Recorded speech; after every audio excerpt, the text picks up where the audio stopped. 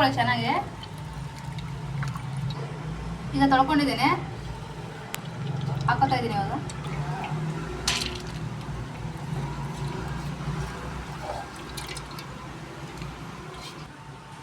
ನಾಲ್ಕು ಹಸಿಮೆಣಸಿಗೆ ಹಾಕೋತಾ ಇದ್ದೀನಿ, 2 ಟೊಮೊಟೊ ಹಾಕೋತಾ ಇದ್ದೀನಿ, ಬೆಳ್ಳುಳ್ಳಿ ಹಾಕೋತಾ ಇದ್ದೀನಿ, ಖಾರದ ಪುಡಿ ಹಾಕೋತಾ ಇದ್ದೀನಿ, ಉಪ್ಪು ಹಾಕೋತಾ ಇದ್ದೀನಿ, 2 ಗ್ಲಾಸ್ ನೀರು ಹಾಕೋತಾ ಇದ್ದೀನಿ. ಈಗ ಕುದಿಸ್ಕೊಳ್ಳೋಣ ಚೆನ್ನಾಗಿ. ಒಂದು 10 ನಿಮಿಷ ಕುದೀಲಿ ಮೆತ್ತಗಾಗೋವರೆಗೂ. ಉದುರು ಬೇಳೆಗೆ ಮೆಂತ್ಯ ಸೊಪ್ಪು ಹಾಕೊಂಡು ಚೆನ್ನಾಗಿ ಬರುತ್ತೆ. ಸ್ವಲ್ಪ ಹಾಕೊಳ್ಳೋಣ. ಈಗ ಇದನ್ನು ಕಟ್ ಮಾಡ್ಕೊಳ್ಳೋಣ. ಸೊಪ್ಪನ್ನ ಬಿಡಿಸ್ಕೊತಾ ಇದ್ದೀನಿ.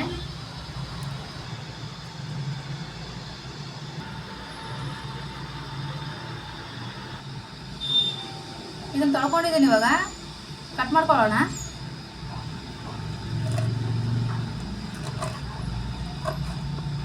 ಚಿಕ್ಕದಾಗಿ ಕಟ್ ಮಾಡ್ಕೊಳ್ಳಿ.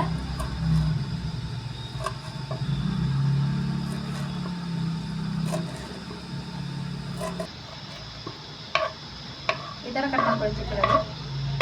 ಬೇಳೆ ಕುದ್ತಾ ಇದೆ, ಸೊಪ್ಪು ಹಾಕೊಳ್ಳೋಣ. ಬೇಳೆ ಜೊತೆ ಕುದೀತೆ ಅದು ಕೂಡ.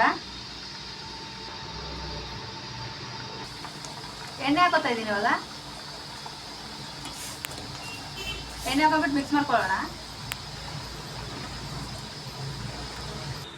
ಬೇಳೆ ಸಾರು ರೆಡಿ ಆಗಿದೆ. ಕೊತ್ತಂಬರಿ ಸೊಪ್ಪು ಹಾಕೊಳ್ಳೋಣ. ಉದುರು ಬೇಳೆ ಸಾರು ರೆಡಿ ಆಗಿದೆ. ಉದುರು ಬೇಳೆ ಜೊತೆಗೆ ಅನ್ನ ಚೆನ್ನಾಗಿರುತ್ತೆ. ಚಪಾತಿ ಕೂಡ ಮಾಡ್ಕೋಬೋದು, ರೊಟ್ಟಿ ಕೂಡ ಮಾಡ್ಕೋಬೋದು, ಚೆನ್ನಾಗಿರುತ್ತೆ.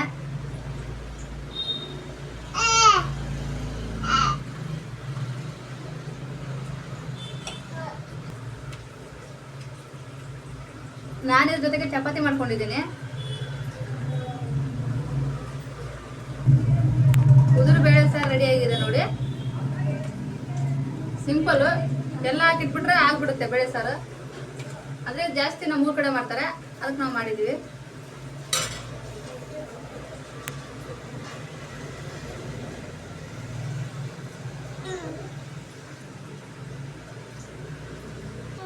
ಹೇಗಿತ್ತಂತ ಕಮೆಂಟ್ ಮಾಡಿ.